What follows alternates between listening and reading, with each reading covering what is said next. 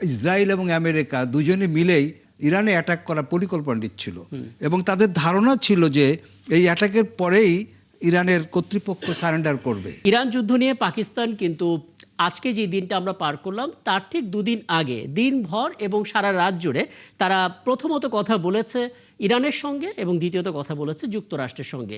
পাকিস্তান যে চুক্তিটা তুলে ধরার চেষ্টা করেছে তার নাম দিয়েছে ইসলামাবাদ চুক্তি, যে চুক্তিতে মোটামুটিভাবে 7টি ধারা আছে, যেই 7টি ধারার সবচেয়ে শেষ ধারাটা নিয়ে একটা আপত্তি, অর্থাৎ চুক্তি প্রথমত 3 মাস বা 45 দিনের হবে এবং সেই 45 দিনের চুক্তির পর একটা স্থায়ী চুক্তি হবে, কিন্তু শর্ত রয়ে যায় ইরান তাদের পারমাণবিক কার্যক্রম চালাতে পারবে না। কিন্তু ইরান তো এটা মানবে না, কারণ তারা আসলে তাদের পারমাণবিক কার্যক্রমটা এগিয়ে নিতে চায়। এই জায়গাটিতে এসে চুক্তিটা আটকে আছে। আমার সঙ্গে অতিথি যুক্ত হবেন, দেখতে পাচ্ছি প্রস্তুত হচ্ছেন রাজনৈতিক বিশ্লেষক নয়ন বাঙালি এবং একই সঙ্গে আন্তর্জাতিক সম্পর্ক বিশ্লেষক রেজাউল করিম, তিনি আমাদের সঙ্গে যুক্ত হয়েছেন। রেজাউল করিম, আপনাকে আমন্ত্রণ জানাচ্ছি এবং বলে রাখি আমার সঙ্গে ঠিক এই মুহূর্তে আছেন বিএনপি দলীয় সংসদ সদস্য আখতারুজ্জামান বাচ্চু এবং সিনিয়র সাংবাদিক এলআই নেওয়াজ খান। আপনারা আমার আলাপের ফাঁকে তারাও কিছু জানতে চাইতে পারেন আপনার কাছে। আমি শুধু আপনার কাছে একটু জানতে চাই, যেই চুক্তিটা দেয়া হয়েছে, যেই চুক্তি বা মধ্যস্থতার উদ্যোগটা আসলে পাকিস্তান নিয়েছে, বাস্তবতা কি বলে? এটা কি টিকবে? কারণ অসমর্থিত নানা সূত্র বলছে যে ইরান এরই মধ্যে জিনিসটা রিজেক্ট করে দিয়েছে আর যুক্তরাষ্ট্র কোনো মন্তব্যই করেনি। আপনার কাছে কোনো তথ্য আছে? ধন্যবাদ আপনাকে, দর্শক এবং উপস্থিত যারা আমার সাথে অংশগ্রহণ করছেন সবাইকে আসসালামু আলাইকুম। একচুয়ালি বিষয় হচ্ছে কি, দেখেন এখানে দুটো বিষয় রিমার্কেবল। একটা হচ্ছে ট্রাম্প যে স্টেটমেন্টটা দিয়েছে ইরানকে হুমকি দিয়ে যে তাকে সে ভয়াবহ কিছু একটা দেখবে, যেটাকে অনেকটা সে পাওয়ার প্লান্ট কিছু একটা শব্দ ইউজ করেছে, যেটা ইঙ্গিতটা আসলে পারমাণবিক হামলাটা কিছু একটা বহন করে। হ্যাঁ, রাইট, খুব ভয়াবহ কিছু একটা বুঝেছে, পাওয়ার প্লান্ট বা কিছু, এটার মধ্যে একটা পারমাণবিক কিছু একটা গন্ধটা পাওয়া যায়। তার কথাগুলো ইনডাইরেক্ট আসলে অনেকভাবে এটাকে মিন করা যেতে পারে। আবার একই সাথে ইরানও বলেছে যে তারা আমেরিকাকে শাস্তি দিবে। তো এখন তারা যে আমেরিকাকে পানিশ করবে, এটা কিন্তু এই কনফিডেন্সটার পেছনে আমাদের এই দুটো জিনিস দেখতে হবে, যে আমেরিকা ট্রাম্পকে কখনো কোনোভাবে বিশ্বাস করা যাবে না। ট্রাম্প যে হামলা করবে না সেটা আপনি বিশ্বাস করতে পারবেন না, আবার ট্রাম্প যে হামলা করবে সেটা বিশ্বাস করা যাবে না। অনেক ক্ষেত্রে সে কিন্তু অনেক সময় মানে বাচ্চা মানুষের মতো করে হামকি ধুমকি দেয়। আবার একই সাথে ট্রাম্প যে যুদ্ধবিরতির কথা বলেছে এটাকেও বিশ্বাস করা যাবে না, কারণ ট্রাম্প যুদ্ধবিরতির নামে সে প্রস্তুতি নিতে পারে, অথবা ট্রাম্প যুদ্ধবিরতির মধ্যে হামলা করতে পারে। কারণ ট্রাম্প কখনো কোনো গ্রামার, পলিটিক্যাল বা ইন্টারন্যাশনাল পলিসি ইস্যুর ক্ষেত্রে, ডিপ্লোমেসির ক্ষেত্রে বলেন বা আপনার ওয়ার পলিসির ক্ষেত্রে বলেন, কোনো ক্ষেত্রে সে কিন্তু কোনো গ্রামার বা রুলস মানে না। ট্রাম্প যুদ্ধের এখানে যে হামলাটা করেছে এটাও কিন্তু কোনো কিছু মানেনি।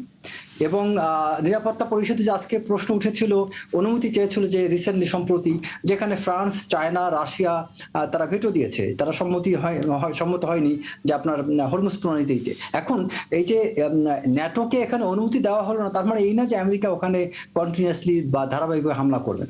সো ট্রাম্পের কোনো কিছুকে আপনি ট্রাস্ট করতে পারেন। এখন আমি মূল পয়েন্টে যাই। তো এখানে এখন রাশিয়া থেকে যে বা চায়না থেকে বিশেষ করে আমরা শুরু থেকে দেখতে পাচ্ছি এখানে একটার পর একটা ইরান নতুন কিছু একটা দেখাচ্ছে, এবং এটার পেছনে এটা পরিষ্কার হয়ে গিয়েছে যে চায়নার অনেক বড় একটা সাপোর্ট ডাইরেক্টলি আর ইনডাইরেক্টলি আছে। এখন যদি এখানে আপনার নিউক্লিয়ার ওয়ারহেড ইউজ করা হয়, বা ইরানও যদি করে বা আমেরিকাও করে, এখানে বিশেষ করে যদি ইরান করে থাকে, কারণ ইরানকে কিন্তু আপনি খেয়াল করে দেখবেন যে ইরানের প্রতি আমেরিকার অ্যাটেনশন আজকে না। আপনার যখন সিআইএ তৈরি হয় বিফোর 50, সেন্ট্রাল ইন্টেলিজেন্স ব্যুরো, তার ঠিক ওই সময়টায় কিন্তু সিআইএ তৈরি হওয়ার পেছনে কয়েকটা কারণ ছিল। তার অন্যতম কতগুলো বিষয় ছিল যে ক্ষেত্রে আপনি ঠিক আপনারা যদি মানে ইতিহাস ঘাটেন জানতে পারবেন যে সিআইএ তৈরি হওয়ার ঠিক ইমিডিয়েট সময়টাতেই কিন্তু আপনার ইরান ইস্যু নিয়ে তখন কিন্তু কিছু বিষয় হয়। ইরান, ভিয়েতনাম যুদ্ধ, কিউবা, এই 3টা ইস্যু কিন্তু মানে এটা হিস্ট্রিতে আছে যে সিআইএ এস্টাবলিশ হওয়ার ঠিক ইমিডিয়েট পরে সিআইএ এর যে ফার্স্ট ইউজেসটা, এই সেন্ট্রাল ইন্টেলিজেন্স ব্যুরোটা যেখানে সর্বপ্রথম ইউজ করা হয়, দ্যাট ওয়াজ আপনার বিশেষ করে এই ইরানের আপনার মোসাদ্দেকের যে পতন 1953-তে, তারপর ভিয়েতনাম ওয়ার, অ্যান্ড দেন আপনার কিউবা ওয়ার, এই কয়টা বিষয় করা হয়। তারপরে আরো একটা বিষয় হচ্ছে কি যে এটা একটু জাস্ট দর্শকদের জানার স্বার্থে বলি যে যুদ্ধ কিন্তু আসলে আপনার এই যুদ্ধটা কিন্তু এখন অলরেডি কিন্তু পুরো বিশ্বে ছড়িয়ে যাচ্ছে। এটা থেকে থার্ড ওয়ার্ল্ড ওয়ার যে হবে না তাও বলতে পারে না, কারণ ফার্স্ট ওয়ার্ল্ড ওয়ার যখন শুরু হয় সেটার কারণগুলো যদি ব্যাখ্যা করেন, সেকেন্ড ওয়ার্ল্ড ওয়ারের যে কারণগুলো ব্যাখ্যা করেন, দেখেন ফার্স্ট ওয়ার্ল্ড ওয়ারের ক্ষেত্রে কি হয়েছিল। প্রথম বিশ্বযুদ্ধে কিন্তু নর্মালি সবাই জানে এখানে জোট গঠন হচ্ছিল, সাম্রাজ্যবাদ হচ্ছিল, ন্যাশনালিজমটা দেখা দিচ্ছিল, কিন্তু সবচেয়ে বেশি স্পার্কিং কষ্টটা ছিল যেটা কারো নিয়ন্ত্রণে ছিল না। 1914 সালের 28 জুন যখন আপনার অস্ট্রিয়া হাঙ্গেরির সম্রাট আর্চ ডিউক ফ্রান্স ফার্ডিনান্ডকে যখন হত্যা করা হয়, এই হত্যাকাণ্ডটা কিন্তু এই আগুনটা জ্বালিয়ে দেয়। আবার একই সাথে যে আপনি সেকেন্ড ওয়ার্ল্ড ওয়ারের কথা দেখেন, সেখানে কিন্তু আপনার অনেকগুলো কারণ ছিল। লিগ অফ নেশনস এর ব্যর্থতা ছিল, ভার্সাই চুক্তির অমান্য ছিল, ফ্যাসিবাদ বা নাৎসিদের উত্থান ছিল, জাপানের সাম্রাজ্যবাদ ছিল। বাট এখানে কিন্তু প্রত্যক্ষ কারণ ছিল আসলে ইতিহাসগুলো খুবই ইন্টারেস্টিং এবং দীর্ঘক্ষণ শুনতে ইচ্ছা করে, কিন্তু আজকে ঠিক এই মুহূর্তে আপনি যে বাস্তবতা দেখছেন সেটা আমাদেরকে ছোট করে একটু ব্যাখ্যা করবেন, তাহলে আলাপ করতে সুবিধা হবে। প্রথমত, এই চুক্তিতে এমন কি আছে যেটা আসলে ইরানকে কনভিন্স করলো না? এটা কারণ হচ্ছে ইরানের ভিতরে অনেক বড় একটা কনফিডেন্স কাজ করে। আমার মনে হয় ইরান, বাট আমার ঠিক না, মানে সাধারণ মানুষের যেটা বিভিন্ন বিশ্লেষণ থেকে বোঝা যায়, ইরান চায়না থেকে এমন একটা কিছু পেয়েছে যেটা হতে পারে, আমি যদি একটু বেশি এটা মানে হাই লেভেলে হয়তো কথাটা হয়ে যাবে, যেমন ধরেন নিউক্লিয়ার ওয়ারহেড, সবাই জানে নিউক্লিয়ার অস্ত্র, বা এটা অ্যাপ্লিকেশনটা, এটা ব্যবহারটা কিন্তু মানুষ জানে না। নিউক্লিয়ার কিন্তু এটা এমন জিনিস না যে একটা ক্ষেপণাস্ত্র মতো করে এক জায়গায় নিক্ষেপ করলাম, তা না। নর্মালি সাধারণত এটা কিন্তু আইসিবিএম, যেটা ইন্টার কন্টিনেন্টাল আপনার ব্যালিস্টিক মিসাইল যেটাকে বলি, যেটা আন্তঃমহাদেশীয়, দুইটা ভাবে কিন্তু নিউক্লিয়ার বোম্বিংটা করা হয়। যেটা জাপানে হিরোশিমা নাগাসাকিতে করা হয়েছিল, আপনার যেটা ওই বিমানে করে আপনার ওয়ারহেড বহন করে সেখানে নিক্ষেপ করা হয়। তো আমার মনে হয় হয়তোবা ইরান চায়না থেকে, এটা কিছু জায়গায় আমি লেখাও দেখেছি যে হয়তোবা মানে 400 বা 500 প্লাস কিছু এরকম একটা অ্যামাউন্টের তারা সংখ্যার আইসিবিএম ইরান থেকে তারা পেয়েছে, যেগুলোর মাধ্যমে যদি ইরানের কাছে ওয়ারহেড থেকে থাকে তাহলে তারা সেটা দিয়ে হয়তো বা কিছু একটা তারা ঘটাতে পারে।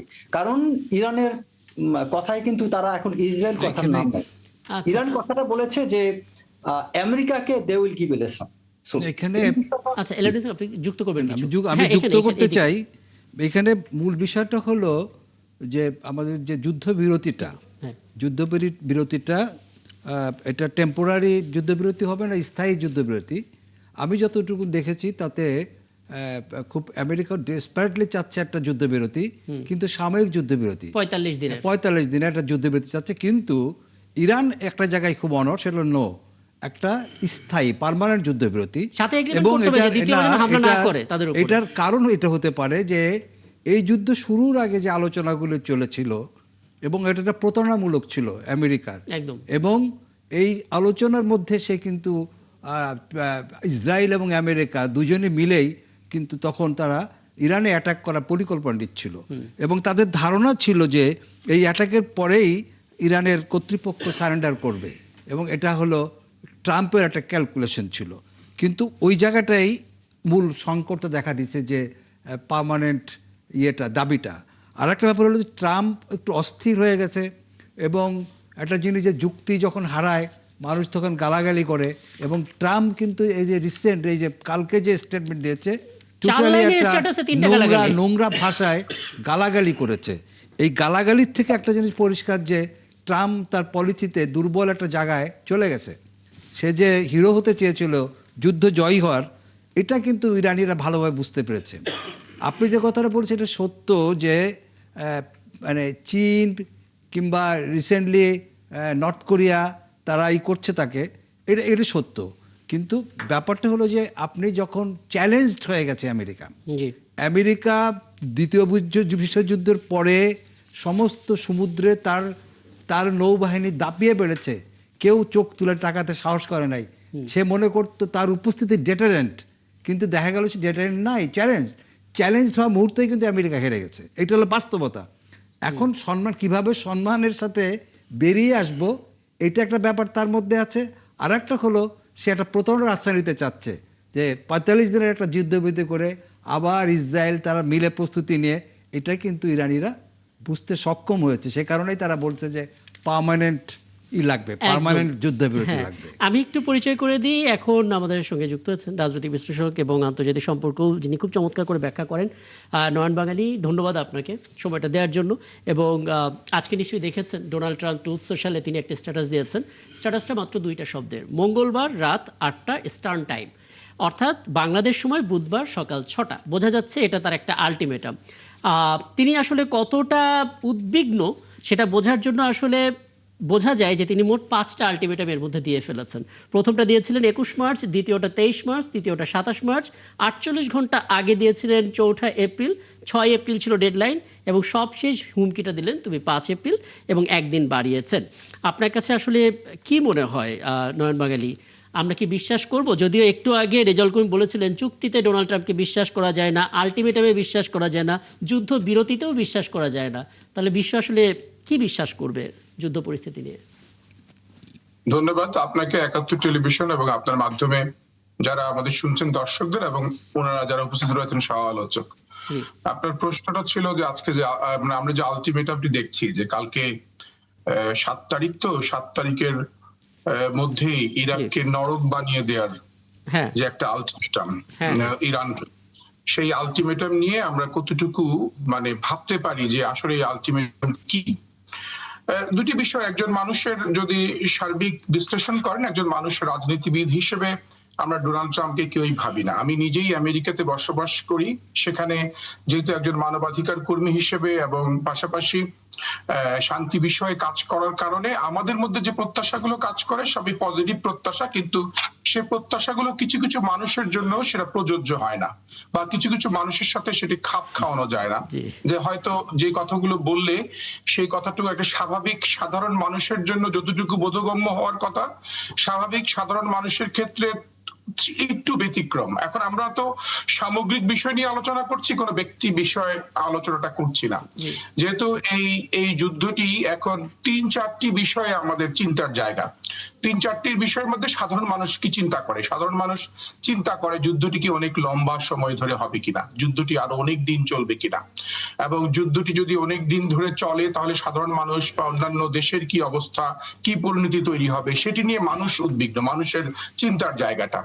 আর ইরানের চিন্তার জায়গা পাশাপাশি যদি আমেরিকার চিন্তার জায়গা হয়, আমি খুব একটা শুনছিলাম না, মাত্র শুনে যেটা বুঝছিলাম যে একজন ব্যবসায়ী মানুষ তার চুক্তির জায়গায়, চুক্তিটা সে যখন করে সে তখন তার পক্ষে বিপক্ষে অনেক যুক্তি তার চুক্তির সাথে সঙ্গত কারণেই সে রাখার চেষ্টা করে।